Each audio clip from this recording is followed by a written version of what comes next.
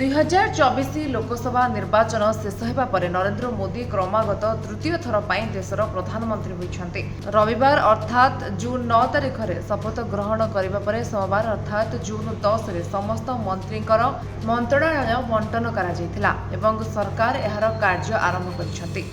एवं लोकसभा बाचस्पति निर्वाचन उपर रही समस्त नजर। जून 26 तारिख में लोकसभा बाचस्पति चयन पर निर्वाचन अनुष्ठित होब। एने राष्ट्रपति द्रौपदी मुर्मू विज्ञप्ति जारी करिसेंते।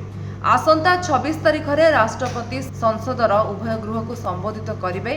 से दिन पूर्वाह्न 11टारे राष्ट्रपति अभिभाषण अनुष्ठित होब। अर्थात यह पूर्व समस्त नवनिर्वाचित लोकसभा सांसद को शपथ पाठ कराइबा सह नुआ बाचस्पति निर्वाचित होते। जून 24 और 25 तारिख में प्रोटेम बाचस्पति नुआ सांसद मानू शपथ पाठ कराइबे।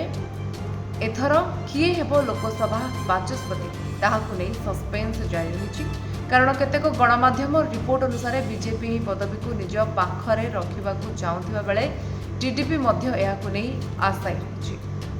Bureau report, Vishwavani live.